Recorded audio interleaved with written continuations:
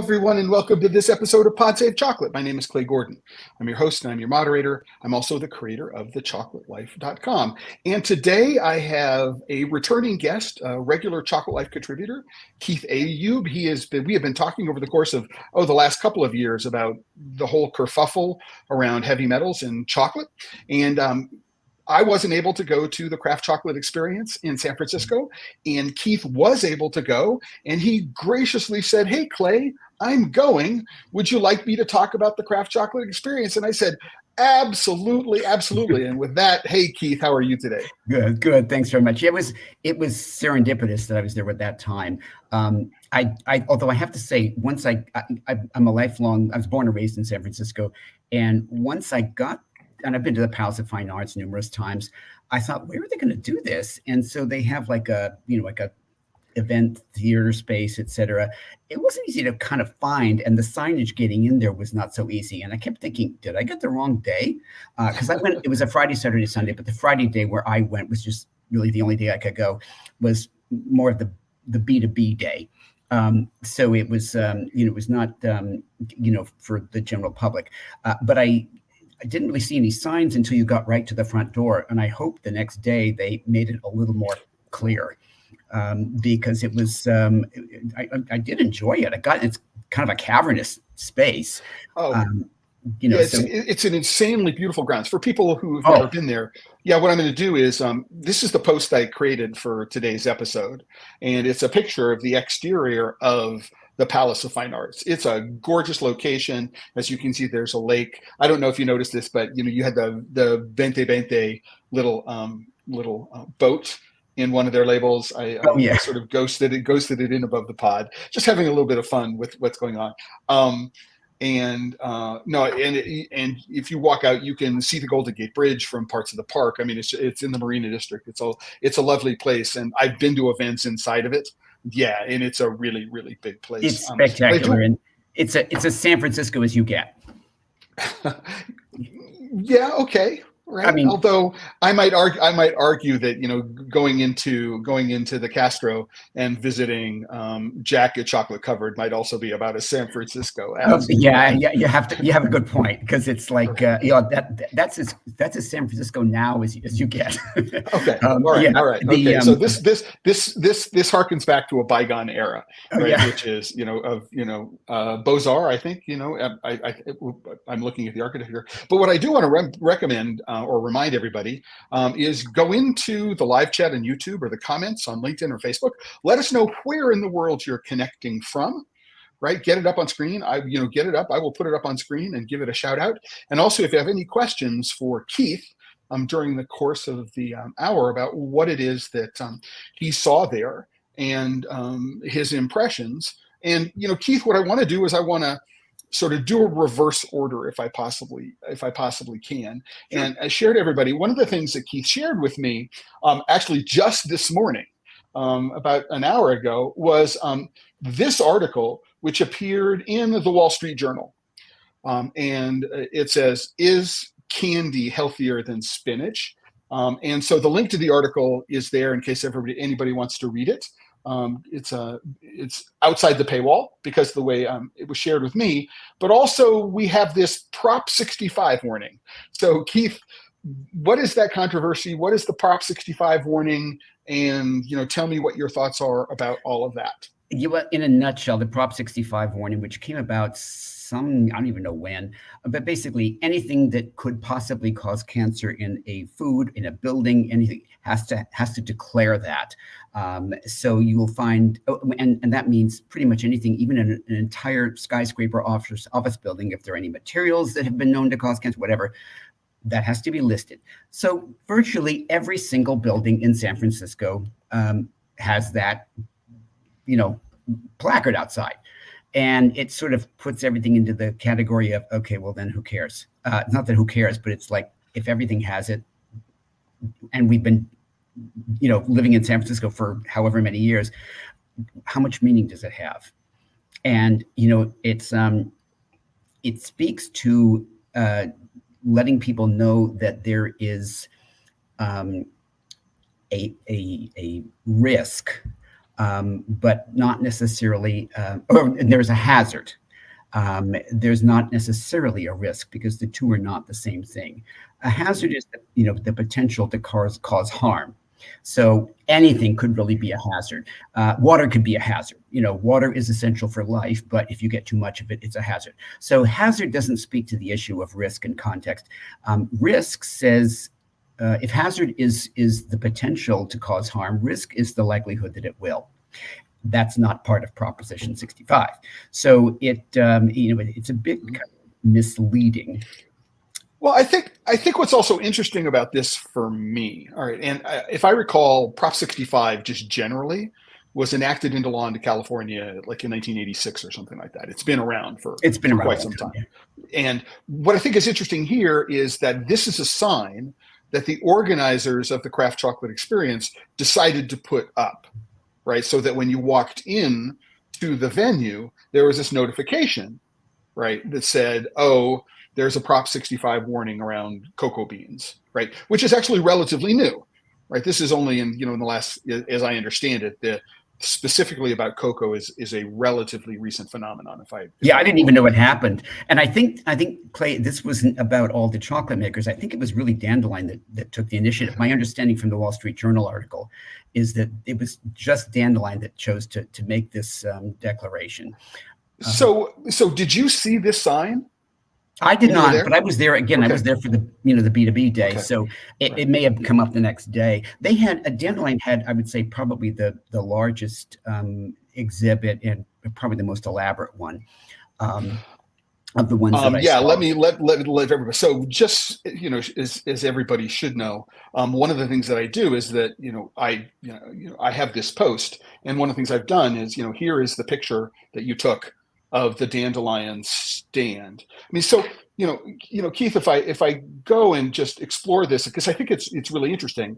I mean, I don't know of any other chocolate festival, right, in California where there's a Prop 65 warning, right? And maybe there is when you walk into the Palace of Fine Arts. I mean, it was not there. It was not there. And although I know Dandelion has been pretty proactive in talking about that over the last few years. I noticed in one of their shops that I visited that they have had placards, on occasion where they, when they've had people ask about it, and they just sort of say, look, it's part of food. And it's, I know it's always been a part of food. It always has been. And frankly, chocolate isn't even the biggest part of our cadmium intake, which a lot of people don't know. But if you never ate chocolate again, you'd get a lot of cadmium because it's in foods that we want people to eat. It's in whole grains. It's in beans. It's in spinach. Leafy green vegetables like spinach. Yes, exactly. Yeah. And that's actually where we get most of our cadmium. And healthy foods. This has never been a problem. Is it a problem for cadmium? No. Now, could cadmium cause cancer? Yes. But if you ask an environmental toxicologist whether cadmium in food is an issue, they'll look at you like you're nuts, because the primary exposure of cadmium our primary exposure to cadmium in terms of becoming toxic is by inhaling it.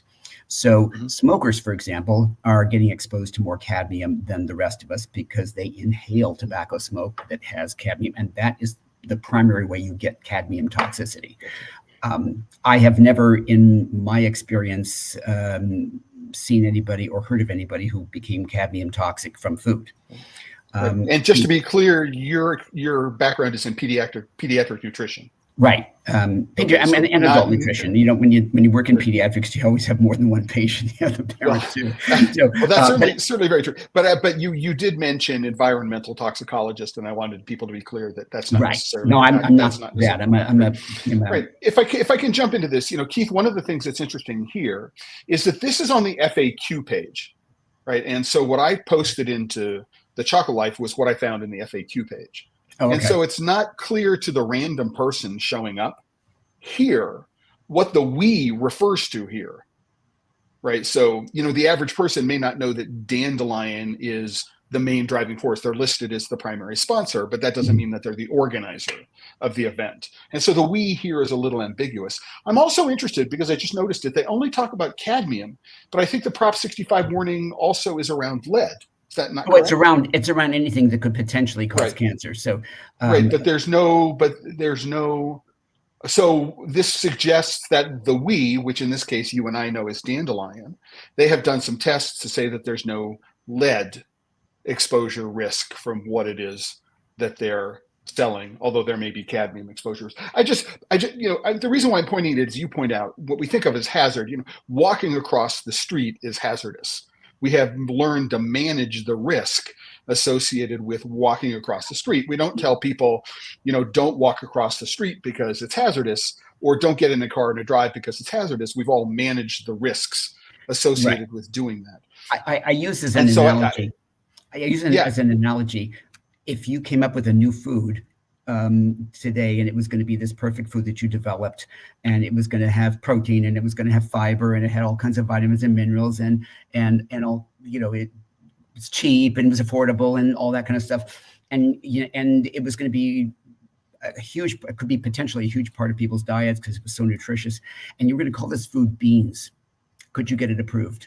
And my feeling is that you probably would have a lot of problems. People say, well, they're reporting GI problems, and how do you know how to tell people how much of it to have, or how much they could safely consume without all these GI problems, et cetera? It's beans. You learn how to manage it. We all know this. So again, the fact that is cadmium present in our food supply, yes, it has always been there. It's not because of environmental toxic in nature. Nobody's dumping this stuff onto the soil. Cadmium is an element. It's part of the soil in some plants, cocoa trees, but also grains, beans, nut trees, etc. Are what we call bioaccumulators. So they soak up certain things in the soil. And if cadmium happens to be in the soil, it's not high in all soils around the world, but it is high in some. And then that's what's going to go into the plant. Now, it tends to be higher in South America, Central America, and some parts of Southeast Asia. Volcanic soils. Yeah, volcanic soils. It's less concentrated in West Africa. So cocoa beans there are not going to be as high in cadmium. They'll have some, but not as much. So that was something that a lot of people don't understand, because it's not even our primary dietary exposure to cadmium. I don't want to spend too much time in here, but what I do want to do is I want to go just explore a couple of things. So number one is I'm taking a look at the agenda for the show, and at no point is it clear that there are any discussions about heavy metals, right, and toxicity and things like that. So this is the sort of thing that said, if we're going to have a talk, that actually talking about Prop 65 and what it meant. And it's not clear to me. If anybody was there, can you put it into the comments and let me know if there was actually a session during Friday, Saturday, or Sunday about heavy metals and what the implications of this sign were, right? And go ahead. To be fair, I don't think that they were obligated to do that, because this was an experience focused on fun and enjoyment, and I think that's probably what the interest was there.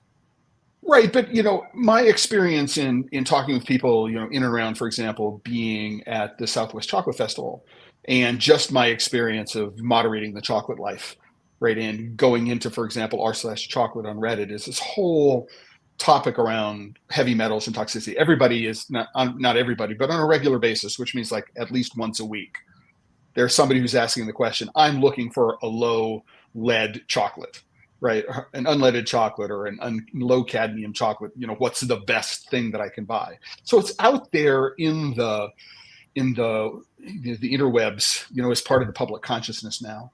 And it seemed like this would be a good place to be able to provide the kind of education that, as a real craft chocolate lover, fan, that to give people the information that they need to be better advocates for the position that it's not an issue. So, I'm thinking about it, was it a lost opportunity perhaps? I think you bring up a good point, which is now that, I mean, chocolate makers are informed about this, but we may have evolved to where we need to educate consumers about this a lot more, and do so with evidence, with credible evidence, not philosophy. So that people, because when you're talking heavy metal, you need facts, you need evidence. People, this is high emotion. This is potentially, kids eat chocolate, etc. So you want to do it with really sound science. And fortunately, the sound science is good. The sound science is very solid on this. I agree with you completely. So I think the opportunity, my brain is going beep, beep, beep, beep, beep. What can we do? The opportunity is there now to educate consumers. So I would recommend to events like this, have a session on it. Have something to and do it with. I'm not tooting my own horn here, but it's like, do it with people who are credible about this. So it's coming from a third party, so to speak, as opposed to a chocolate maker talking about chocolate. So you're not going to go to somebody from Consumer Reports to get this information. No, because I'll tell you, they did not put it into context, and that was wrong. Were they accurate in saying that their analysis showed that this particular chocolate bar or that one had this much cadmium or that much lead? Yes, they were accurate. They did not put it into context, and they caused a lot of high emotion headlines unnecessarily. They created a tempest in a teapot, which I think was, frankly, I think irresponsible. I've said irresponsible. Yeah. I've said it's irresponsible. Yeah, it's irresponsible. So let's, we're almost a third of the way through the episode. Yes, and we actually haven't talked about chocolate experience. Yep. But there are other things that we can talk about in that respect. And, it's because it's an ongoing thing. So let's go. So you sent me a bunch of photos, and I have no idea what your editorial process was about this photo. So here we have. I'll tell you a little bit about it, because when I went there, I couldn't talk to as many makers as I wanted to, because sometimes they had set up the booths and they checked out, because I guess they figured nobody would be coming by or whatever. So they had their bars and their booths all set up, and I couldn't really take anything, because nobody was manning the booth or occupying it or whatever. But so they just had it left, and I guess they'd come back for when consumers came. Some of the makers were still setting up and were a bit distracted doing that. So I did get a chance to talk to, and I think actually for the space, they could have accommodated more makers. So there were a lot, but one thing I liked about it is that there was a lot of distance. You didn't feel crowded. Now maybe you did Saturday or Sunday when consumers came in.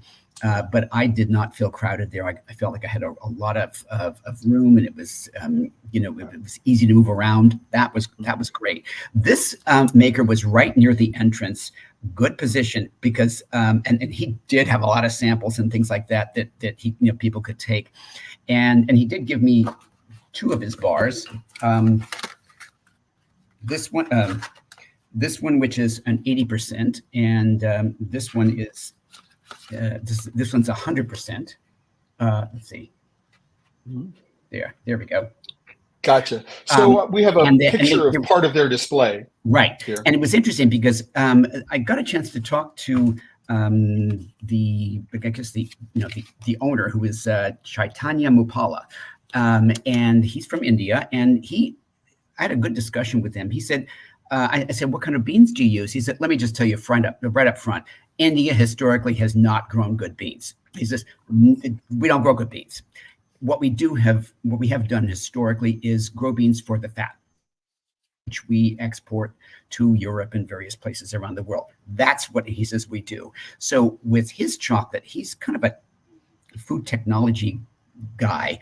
And what he's done is take the beans, he does go bean to bar, and he even tells on the inside of his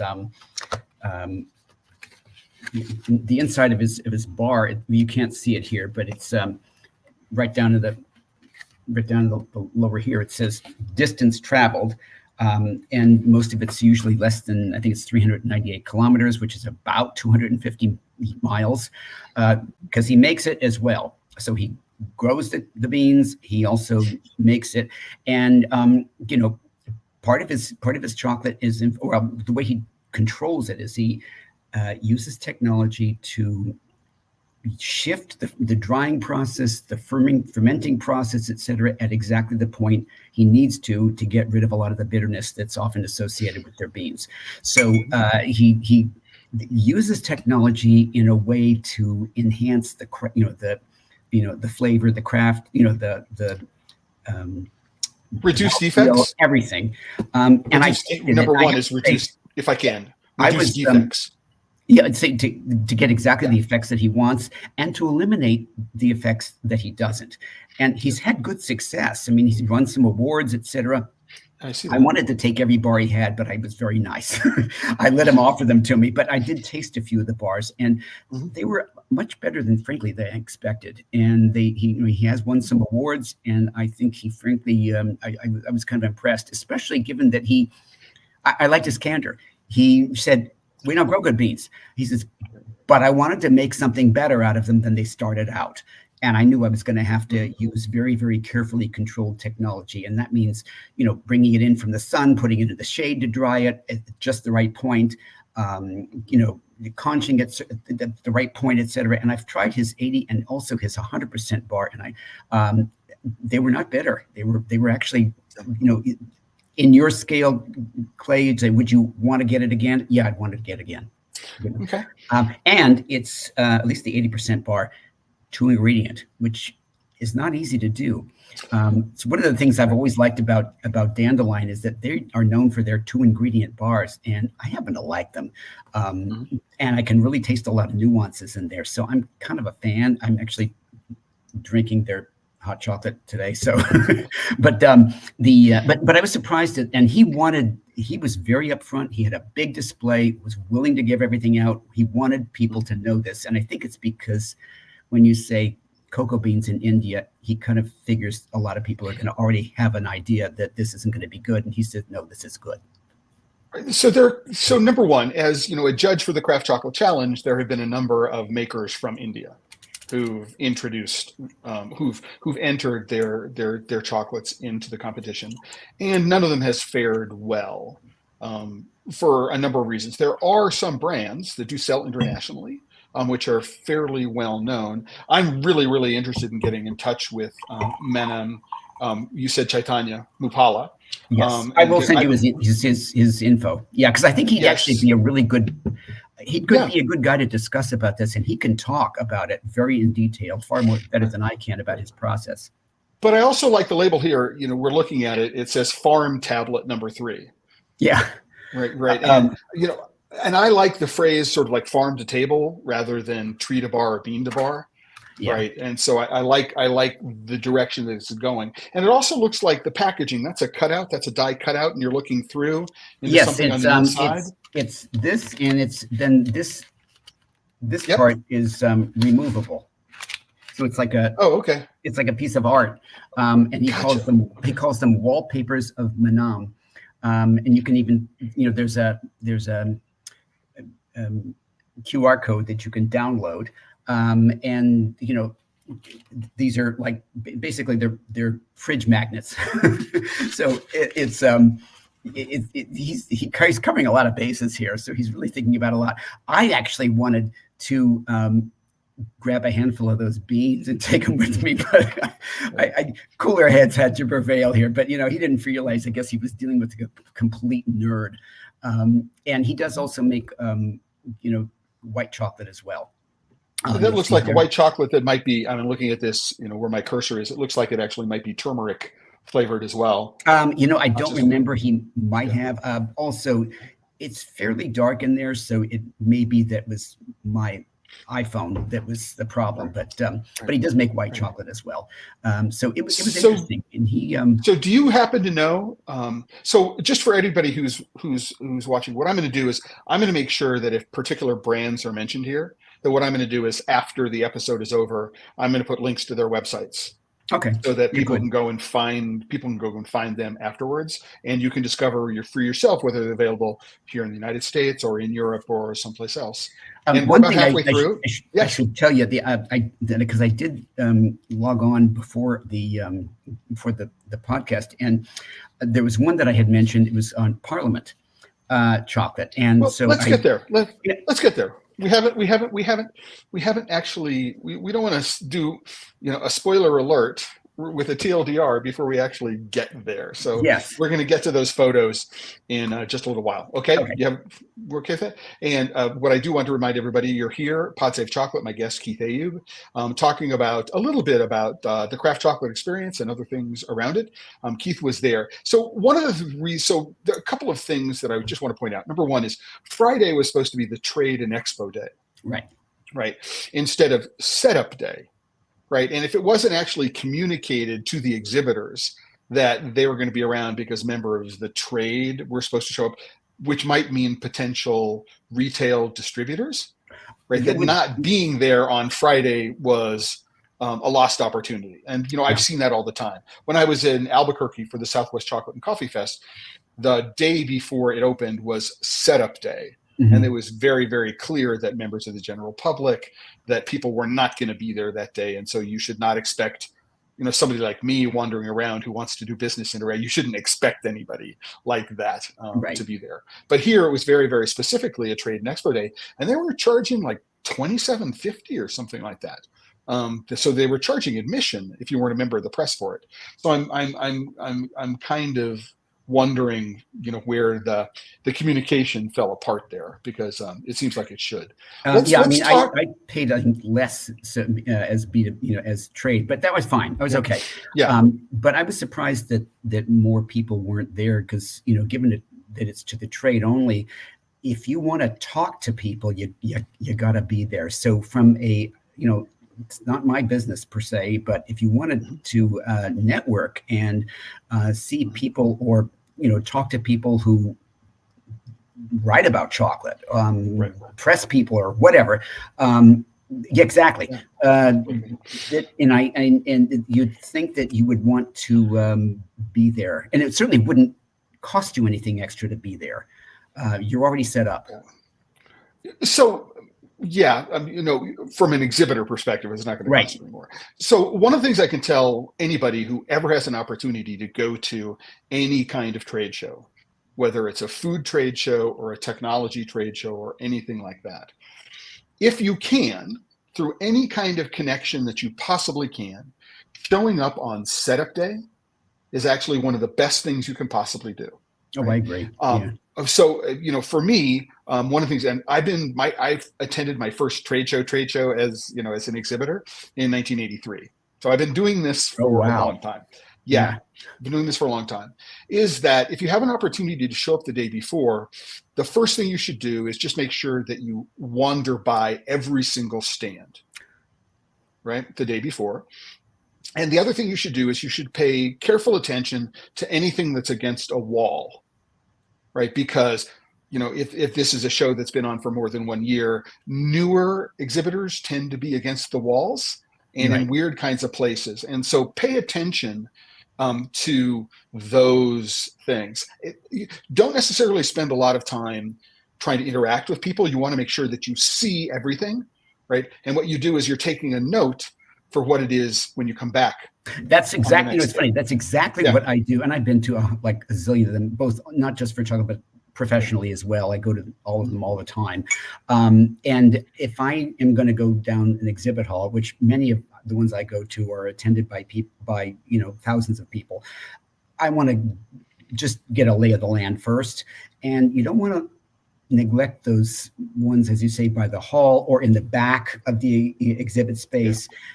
Because sometimes you can find what you call what I call the hidden gems, and especially those are where you're going to find the newer exhibitors who have not exhibited. Because if you haven't exhibited before, they're not going to give you a prime spot unless you are paying a lot of big bucks. The ones who are repeat exhibitors get their first choice for the next year. That's just kind of how those things work. And if you're going to buy a larger space, excuse me, you'll get a prime location, or you have a better chance for a prime location. But don't. And also, if I can, one more thing I think, Keith, which is really important here, is if you go to the same show year after year, right? What you can do is you can look at the corners, and if you either have a very good memory or take good notes, this is where you will often see the new trends that are going to affect everything. Oh, yeah. Show. Yeah. Right. And so it's and now a lot of the ones I go to have products of all different types. This one was focused just on chocolate, and so it's and craft chocolate, yes. which is important. But even then, you can see the different. There is quite a different variety, and there's a lot to learn. It wasn't really didn't have a lot of like up and down aisles. It was kind of around the perimeter of the whole. Space. In the center, there were some. Good Now, for example, was in the center. Good Now chocolate, and I have a Good Now Farms, and I happen to like their caramelized onion bar. How you get caramelized onions to work with chocolate, I don't know, but they do a fabulous job of that. But so and by the way, even though it was the trade day. Some exhibitors would give a sample, some would not, and wanted you to pay for it, and that's fine. I did, I had no problem with that whatsoever. It's their business, and they're often small business people, and I don't want to mess with that. I'm going to respect. Gotcha. So let's talk about this company. So 2020, we have to be very careful because there's a Vinci Vinci, which is from Portugal. So they look very similar, but this is 2020 from Venezuela, not Vinci Vinci from Portugal. Right, and so, it's interesting because I've seen this label. I've bought some of their bars at Jack's, which for those who don't know, there's a store called Chocolate Covered in San Francisco that is for craft chocolate lovers, sort of like Mecca. It is what it is, but it's like it's this random whatever, but he's got at any given time about 1,000 SKUs of all types, and he's quite well versed on how to direct you. It's a tiny shop, but he knows exactly where everything is. Anyway, I bought some of these bars here, and they were exhibiting, so I got a chance to talk to one of the family members. It's a family-run operation, and I was particularly interested because it's Venezuela, and so I had, my just sort of my political hat on and say, how are you getting beans out of there? They are able to do this. They're family-run farms. They do have the right to ship out. He did say, I said, what type of beans go into your chocolate? What kind of beans do you use? And he said, and I didn't know this, Venezuela bans CCN 51. I did not know that. They do not allow you to grow CCN 51. So none of our beans are that way. And so, but he did say that they have marketed this. They've made chocolate for other makers.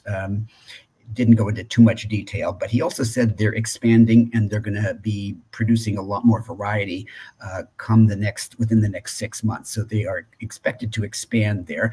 I have tried some of this chocolate. It's very good. And I mean, I think if you haven't tried it, it's definitely worth it. And I did like that I was talking to also one of the family members because it's entirely family run. He was the son. He's based here, but travels back and forth to Venezuela, often enough, and his family is there as well. They have their farms and they make the bars, so they do the whole operation. They're making the bars in Venezuela and then exporting the bars. Yes. Okay. So, and I think they're also going to be starting making them here as well. He was involved in that, but they're not quite there yet. Right. And I noticed that this, for example, this looks like the front of a bar. So this is a label. Yeah, this is a label. Yes. Okay. So they're talking specifically about a Chihuahua. Right. A Chihuahua 70%. So if anybody's not familiar with Chihuahua, it is along the Caribbean coast. So it's in the north. Right. And right. There is a port nearby, which is one of the reasons why it's an important location, because they had easy access to get the beans. But do you know if this is Chihuahua Village or Chihuahua Valley, or did you ask that question? That I don't know. I thought it was interesting, like the label looks more, I associate it with the Mediterranean more than South America, but that may be because I haven't been to Venezuela, so I don't know. But I thought it was an interesting label, and I did, they were not on site available for sampling, so they were also still setting up, and I also wanted to be respectful. The next day, I wanted to make sure that they had enough inventory to satisfy people who want to buy that. And I think people who come the next day, I hope they do buy the chocolate that was that's available by all the makers, so they really can get a good exposure to what craft chocolate is. So here we have a Chihuahua 70%. This is another origin within another location within Venezuela. So Mantuano, it's a dark chocolate, chocolate oscuro, 72%. I wonder if there's a code associated with the color. No, it's just the logo. I think it's just a logo. Yeah.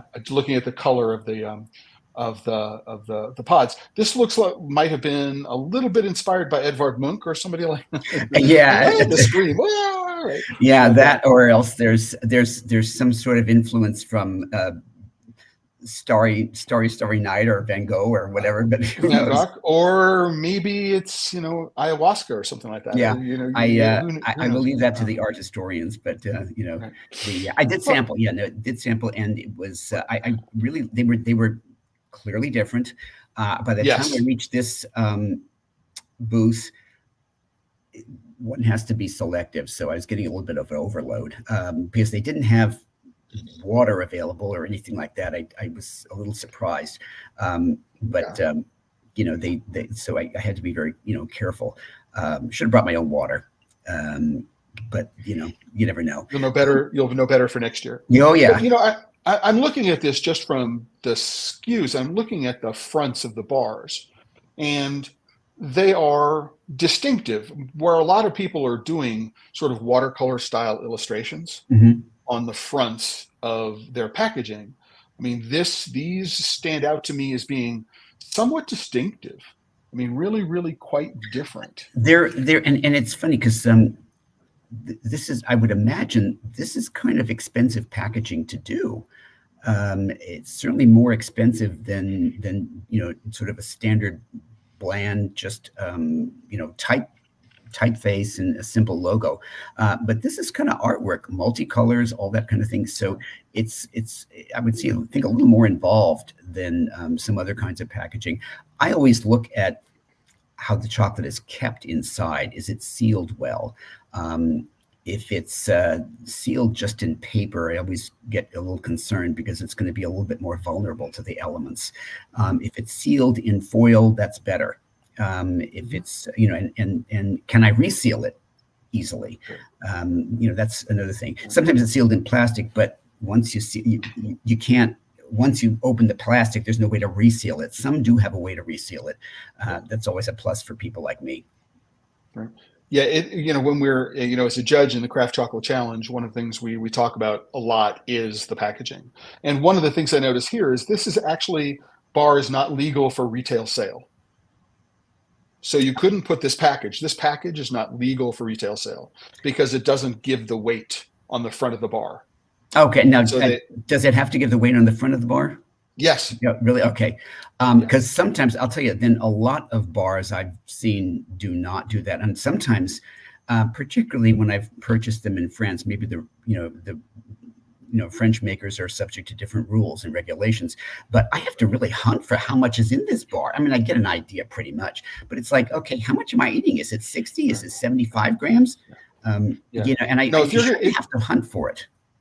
Right. No, if you're going to put this on a shelf for retail sale, the weight needs to be on the front. Now, in Europe, one of the regulations is there has to be, minimum cacao content, but it can be on the back. It doesn't necessarily be on the front.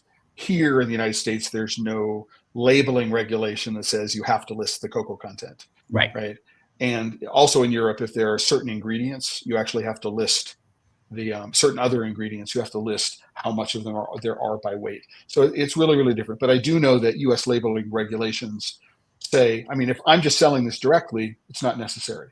But one thing I'm always curious about is, and I wish it's not required, but I'm always curious as to what percentage of cocoa butter the makers add, because that's kind of this is a proprietary recipe. This is a proprietary. Well, and here's an interesting thing, Keith, that many people don't know, and that is many companies do not know the actual fat content of the beans they're using. Right. So, I mean, unless they buy them from a broker that tests the fat content of the bean, which is not very common, No. The beans will arrive, right? Or if I'm buying them direct, the beans will arrive and we'll have no idea what the fat content is. Now, it's really interesting if the one of the little nuances is that if the ingredient is cocoa mass or chocolate liquor or anything in that, there is a requirement under US federal law that it be at least 50% fat. Oh, really? The liquor has to be at least 50% fat, right? In order for it to be called cocoa liquor or chocolate liquor or cocoa mass, which means if I'm using beans that are 47% fat, legally, I can't label it as chocolate liquor as the ingredient. Right. Now, what I could do is I could add, if it's 47%, I could add 3% cocoa butter to get it to the 50. Right. And not disclose it as cocoa butter on the ingredients label because it's part of the cocoa mass. Oh, interesting. Yeah. Yeah. It's one of those little things. And also, when in this country, they often have to have nutrient content listed on the label, the nutrition facts panel, which I have found a number of makers they basically ship it off to a lab, and the lab, whatever database the lab uses is what the lab uses. And there may not be a very complete database for the ingredients in chocolate, because some lab, I've seen labels where cocoa beans have a lot of potassium, for example. When I see a label that says potassium content 0%, I thought, okay, you got a lousy database there, guy. Or when the numbers don't add up, like you've got a portion that's designated as 30 grams, and then you've got protein, carbohydrate, and fat that adds up to 38. I think, well, what gives here? Somebody's not paying attention to somebody's not. Yeah, somebody is sleeping at the wheel here. So yeah. Right. Yeah, and so sometimes, so if for example, if I'm using a program called ReciPal, ReciPal will generate your nutrition facts panel from a database. Right. But it doesn't know the specifics. It's just there's a cocoa mass. Well, exactly. It's just a generic cocoa mass, and it's not differentiated among anything. No, and I can live with that. I mean, it's fine. But I mean, for people who don't, you can live with that. You can live with it. I suppose you're a nutritionist, so I suppose you can live with that. But the truth is, though, is like from a logistical, realistic standpoint, they can't analyze cocoa mass from all the different places in the world where cocoa comes from. And if it's mixed together, like, what do? You've got to have some kind of generic way to fix this. And so that's you have to send it to a lab who actually does the analysis. Right. Or you go to the expense of sending that to the lab, but you'd almost have to do that with each harvest because that can change. Yes. Is any maker going to do that? Probably their margins aren't going to allow them to do that, nor do they even have the interest. If I'm a specialty / craft chocolate maker, I don't have the resources to do that. Right. And fortunately, U.S. law says you can be plus or minus 10%, and you're okay. Actually, I think it's 20% in terms of nutrients. You've got a lot of leeway going on there. So is there any incentive for them to do that more specifically? Probably not, unless they're making a claim. Unless they're making an actual nutrition claim, in which case they're going to have to. But what it suggests is, Keith, that there is in fact an unmet market need for a high quality database of basic information. I think it does. It would have to be something that is going to be generated by the industry. I think it's something that is that. It's going to be that expensive and that involved. However it gets done. I mean, there are certain processes. For example, oxalate extraction for fat. Like, why I know this stuff. When I'm a fine arts major, right? I started off in photography. How come I know, the specific chemical processes or tests which are used this is one of the reasons why I love working with chocolate, right? But one of the things that might be a motivator, though, is that there's actually good stuff in chocolate. If you have, when I do see a 2-ingredient bar, and it's say a 70 or 75%, then I know it is 70. Well, basically, I know how much sugar's in there, but I know that's all you know. All the fats coming in there is really coming from the beans. So that's kind of interesting for me to know. But I'm a nerd, so that's we nerd out on that kind of stuff. Right. On the other hand, in which case, if there is a nutrition facts panel, you can actually go and look. You can say, what is the percentage of fat coming from the beans? That is the advantage of a 2-ingredient chocolate. Yeah. That all the nutrition in there is coming from the beans, because that the sugar doesn't really add anything except the sweetness and the calories. But also, cocoa happens to have a good portion of fiber and potassium, and if it's say magnesium, 40-gram portion, it's even got protein in there. If it's milk, or some of the rare bars that are sweetened only with milk powder, for example, they're going to have a higher level of protein in there. So I thought, well, it might be worthwhile to know as much as possible about it, so that you can actually make, if not a health claim, then you can at least point out that this is a source of XYZ nutrient. And you're allowed to say that, to my knowledge, if it's, you can't say excellent source, you can't say good source unless it meets certain requirements and certain percentages. But you can say, that chocolate is a source of this nutrient, that nutrient, and everything. It's not going to be a health food. But, on the other hand, it's a lot better than a lot of others. So that is certainly very true. That is certainly very true. And what I'm looking for is when the day somebody figures out how to put spinach into a chocolate bar. We'll figure that out. I have tasted mushrooms in a chocolate bar. It didn't end well. I will tell you, they're not there yet. Well, spirulina crunchies. There have been all sorts of things in chocolate but anyway, there's definitely, I think, room for really umami. So this is the dandelion stand. It looks like it might have been the biggest stand at the festival. Yes, and it's a little deceptive because you actually, in the back behind this table, there's sort of like an overhang, so you kind of go into this room of sorts. So you really kind of got a chance to experience you're surrounded in a sense. So it's kind of interesting. And they had all their products, and they were, including their upcoming products and like previews of coming attractions like the chocolate advent calendar and a lot of the, specialty items that come seasonally and things like that. Those were there, as well as all their products and their hot chocolate and, things that you could buy. Right. So when you walked by, was this stand manned?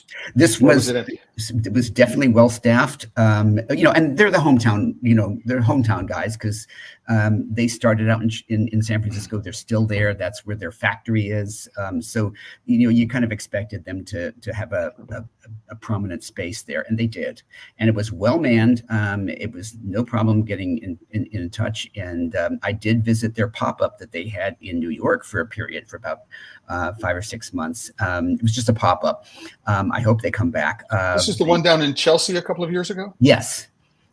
So it was, it was a pop-up that I think went a little longer than they thought, but it was good to have that there as well. So I remember seeing Todd and Elaine while I was there. I mean, it was shortly after the release of their book as well. And so it was there for a bunch of reasons. So you wanted to talk about Parliament. Yes. And we're not talking about or the British Parliament. Oh no. We're talking about Parliament. We're talking about Parliament the Chocolate Maker. Yes, this one was a booth that was still setting up. So they didn't have a lot of them available. I mean, they were like, this was like the only one that they had there and all that kind of thing. So I did get a couple of them that I wanted to try. They are bean to bar. They do, they're a small company down in Redlands, California, which is in Southern California. And they do, variety of different percentages and origins, et cetera, and single origins. They also do combinations. They even have they make ice cream, and they also figured out a way to put ice cream into the bar, not pieces of it, but they actually kind of figured out a way to mix it in. I didn't sample them. Like freeze-dried ice cream? I think it was freeze-dried ice cream, but but they mix it in, and I wanted to try it because I wanted to see, did they get the grittiness out of it or just what? It's obviously a milk chocolate, but they also have this kind of odd bar called fermented black garlic. So I'm interested in trying that. It's actually a toffee, but it's a chocolate toffee with fermented black garlic. So it's going to be, that's interesting. I will tell you, I think I must have gotten the last bar. I looked onto their website, and they're out of everything. Everything is out of stock according to the website, their online shop. And I said, well, there's got to be something available. Nada. So come back to Parliament, maybe when they get their new shipment of beans in or something like that. But it's it's apparently not available now. So, but one of the, as a small maker coming into the summer, maybe not holding a whole lot of inventory, taking some time off, going and, perhaps traveling to a new, producing country, and then, coming back towards July, August and starting to work to get inventory back together for the winter. It may be that they sold everything at the craft chocolate experience, but I think, well, if that's the case, then I hope they did. But it did strike me as odd to not have a lot of inventory going into an event like this. That one on the right is the ice cream bar. So the one to the left. Yeah, to the left. Yeah, I'm sorry, the left is the ice cream bar. So there are a couple of. So I've been talking to a couple of people. It's sort of interesting. So I could see taking ice cream, freeze drying it. Right. In which case, I mean, it's what we call astronaut ice cream. Right. You can go. Yeah. It's the same thing. Right. If I'm freeze dried ice cream, and then what I could do is I could refine it in to the chocolate. Right. So it becomes the sweetener, rather than using it as an inclusion. But I could see doing it both ways, which would be really interesting. I'm thinking about, if I think of Momofuku, David Chang, in New York, and I think about his cereal milk, right? Ice cream. I could imagine taking, Cheerios milk and cornflakes milk and other kinds of milks and having very, very distinct, if I freeze dry those, using them as flavorings and ingredients. Or look at what they've done with, the flavor of sorts of birthday cake seems to be having a moment. Yeah. I did just try the house-made coffee with fermented black garlic. It's interesting. And it's only a hint of the garlic, just enough to give it a little bit of almost like a salty umami, but not salty. I'm thinking umami savoriness. Right. So we're thinking, the monosodium, the glutamic acid and things like that, which we can get in there. And there is a little bit of salt in there, but they temper it with, I guess, with some vanilla. And it's funny because the ingredients in order are cacao, sugar, garlic, then butter and vanilla and salt. So that's interesting. They do put a fair amount of garlic in there. It was interesting. I'm going to actually try it on my other half would look at this and go, oh, you got to be kidding. I'm a little more adventurous, but well, and I would say the same thing about the caramelized onions. Try it. Good Now Farms. Have you tried it yet? Oh, absolutely, yes. And it's like, it's caramelized onions get sweetened. They get sweet as they get caramelized. And I don't know how they figured out a way to do this, but I guess they use sweet onions, and it's smooth. It's it's not like they're not put on top of it, and they don't put whole strands of caramelized onions in there. But it's a little bit there's some. I don't remember. Is there a texture in there? There was a little bit of a texture, but it's also smooth, and it's the chocolate itself is smooth, and it's to me it captures that sweet savory thing. So I visited the Good Now Farm. It's an actual farm. Right. It's actually not far from Thoreau's Walden Pond. So if you're ever going to go into that part of Massachusetts, you can go visit Walden Pond, and you can go visit Good Now on the same day. Yeah, they're close enough. And in looking at it, what you could do is you could take some onions, you can caramelize them, you could add sugar to them, so that would be the way to overcome it and caramelize it. And then if you were to dehydrate and then put it into a high-speed blender, you could get a very, very fine powder. So you could take some of it and refine it. You could take some of it and refine it into the chocolate. Right. And then you could use some of it as a textural ingredient. And I wonder if you sort of, like in the process, like strained out the onions, but steeped the chocolate in there. No, you're going to dry the onions. Okay. You're either going to dehydrate or freeze dry the onions. Okay. Right? You're going to powder them and either refine it in and or add it as an inclusion into what it is that goes on. So you wouldn't if you caramelize the onions and then say poured melted mass over it, could you would that absorb it? No, too much liquid. Liquid. Right. Okay. Yeah, too much liquid. You could deep fry them. Right, and get rid of all of the moisture that way. So they were really, really crispy, crunchy. right? Then you have, if you were to deep fry the onions in cocoa butter, battered deep fried onions in cocoa butter, get rid of all the moisture. And so there are lots of really interesting opportunities there. That starts to make me think about, okay, is, right. Cocoa butter fries the new duck fat fries or something? I have a whole bunch of undeodorized cocoa butter that I got at the Southwest Chocolate Coffee Fest, Wow. and I'm using it to fry eggs in. I'm using it, if Really? if I've got other kinds of protein. Yeah, because it's a very, very high smoke point oil. Oh, yeah, that's true. Right? Yeah. True. I mean, it's the smoke point of cocoa butter is above the smoke point of peanut oil, right? Yeah. Right. And it's allergen free.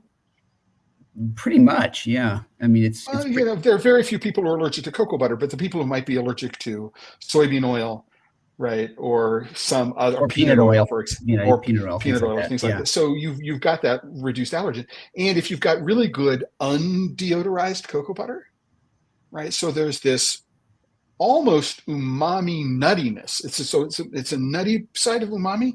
So I can tell you.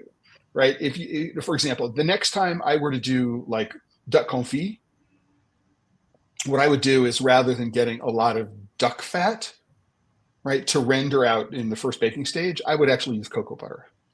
Interesting. Right? So now I'm surprised. I mean, they've done everything else with coconut, which I don't understand completely, but they haven't quite made fries with coconut oil. Coconut oil seems to be promoted as some kind of healthy alternative to whatever, and I don't quite get that from a nutritional standpoint. I think it's just more of a popular thing or a trend, but I don't pretend to understand it. Yeah, you're not going to see much coconut oil as an ingredient in chocolate, because what it's going to do is it's going to lower the melt point. And it's really difficult to temper. Although some people do. When using a coconut milk, wouldn't it raise the milk? Actually, it makes it softer and harder to temper. Really? Because it's got such a high, it's so saturated. Right, but it's liquid at room temperature. No, coconut oil is solid at room temperature. It's like wax. Depending upon the coconut oil. Oh, okay. So, yeah. So, I've had coconut oil, which is, which I've got it in a room and it's like half and half. And we're not going to go there. But what it does is it interferes with the crystallization of the cocoa butter. And it results in a chocolate which is softer. Oh. Well, I know they do it. I know it's popular for, like, a lot of makers use coconut oil when they do like a ganache filling that's vegan. If they want to make it, vegan, then they have to use coconut oil or some kind of hard fat. But coconut oil rather than dairy butter. Then dairy, you can't use cream or butter. Yeah.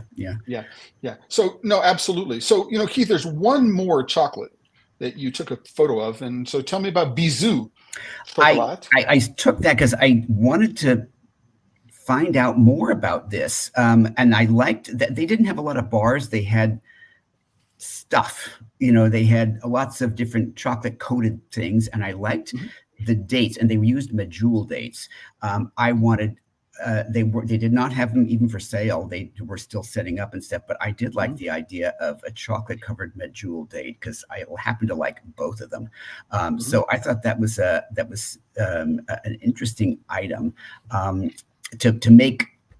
To cover with chocolate, and frankly, high time. I can see also that being, that's more of a, I don't know, you don't call it candy or whatever, but it's a dried fruit that's coated with chocolate. But it was a nice departure from just the usual, chocolate dipped apricots or something like that. And they give you, and they're Oakland, by the way, they're Oakland based, and they had there was another company that the owner started earlier, and he sort of became, I think he was in Berkeley, and he became Bisou Chocolate, and he's now based in Oakland.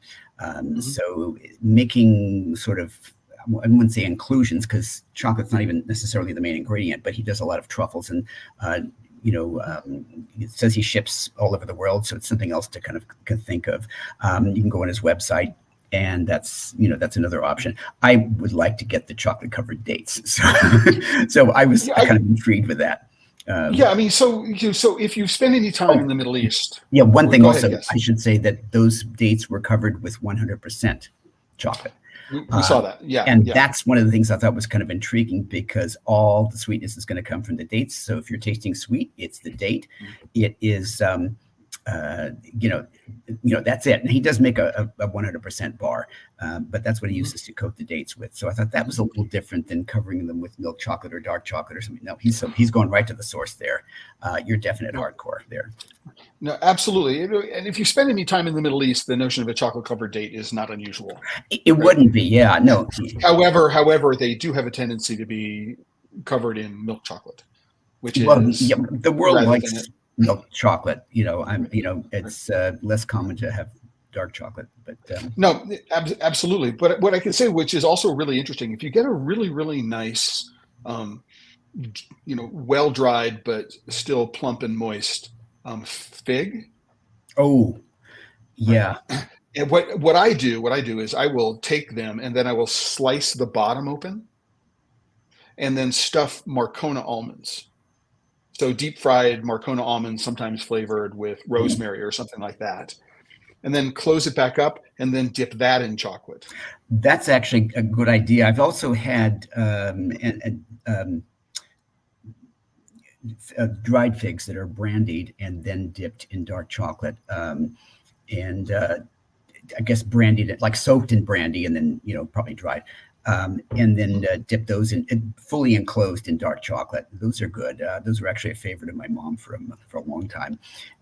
But yeah, dried fruit and chocolate is one of the.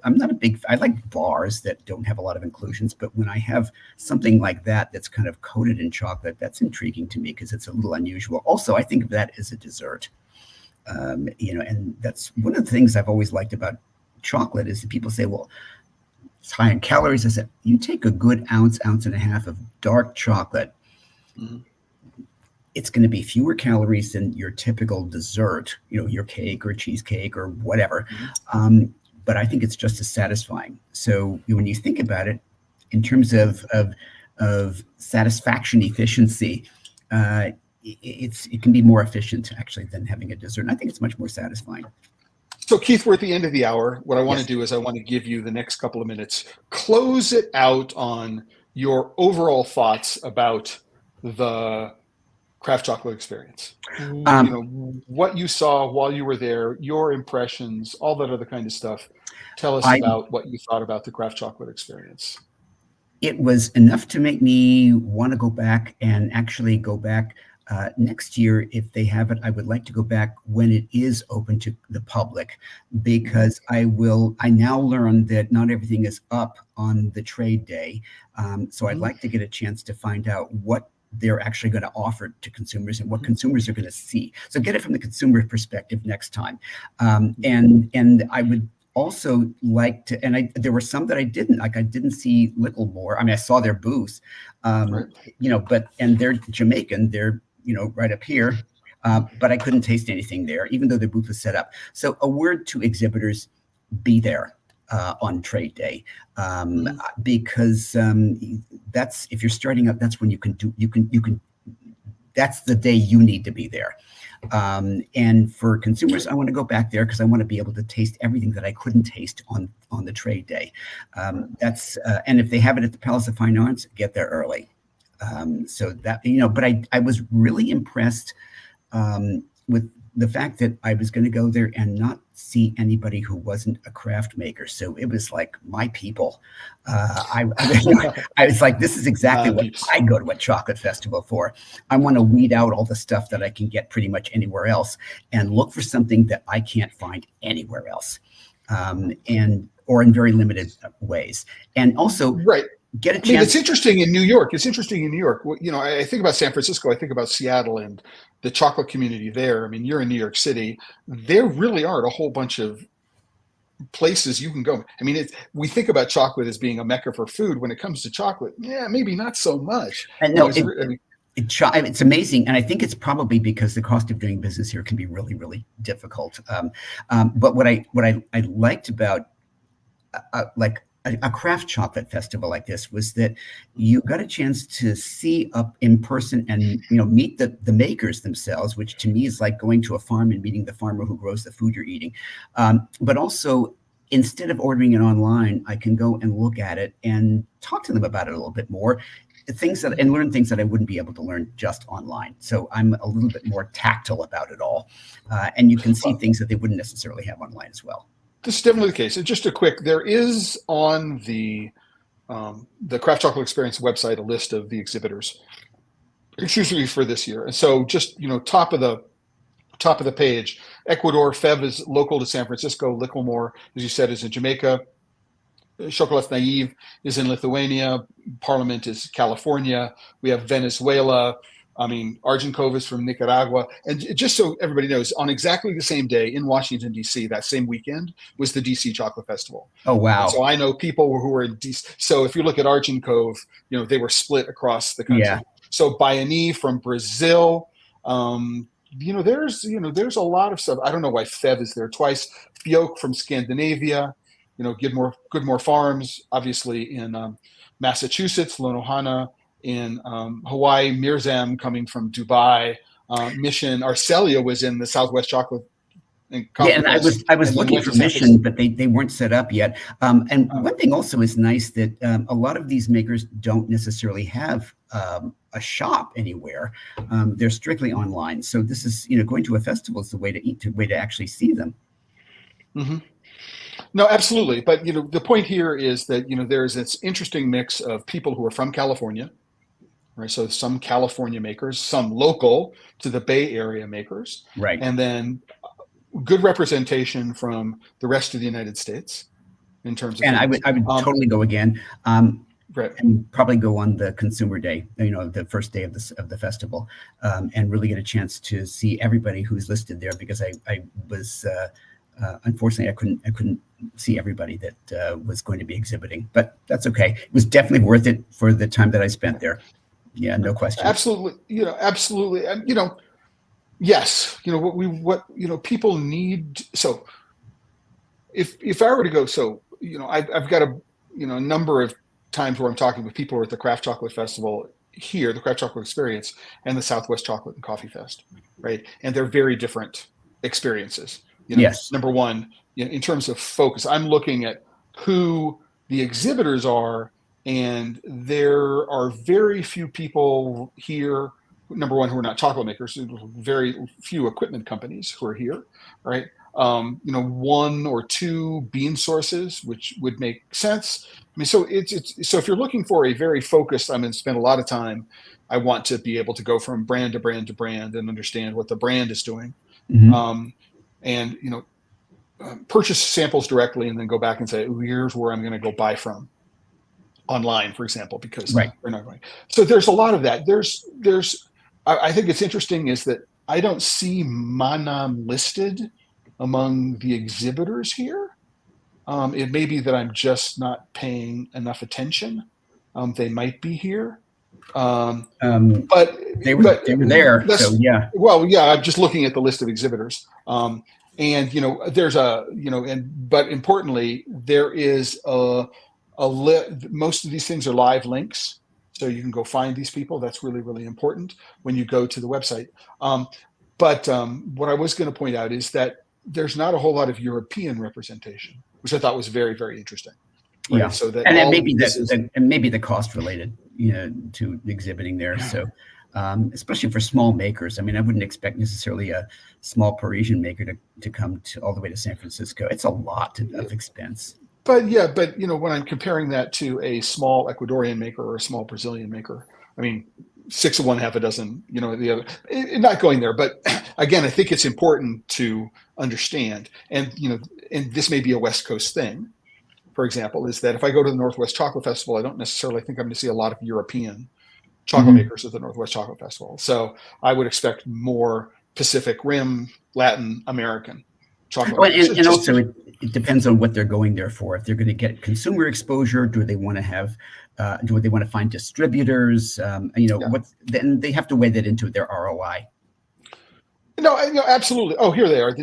So Manam is there under their distinct origins. Oh, okay. Yeah. Right. And so, this is a case where, anyway, I just, I'm a geek about labeling and things like that, as you probably Yeah, he and did give me this card as well. He has a couple of yeah, different business cards. So yeah, that's and it's a that's branding, it's a that's his branding name as challenge. well. So yeah, so Yeah. he had a Yeah. couple of different. It's a little bit confusing. Anyway, what I want to do is I want to say thank you very much, Keith, for joining me today. Always a Here, pleasure. sharing your experience of the craft chocolate experience, talking a little bit about California and Prop 65 and the way it's had an impact on this particular show, Yeah. and the way at least one exhibitor talked about doing it.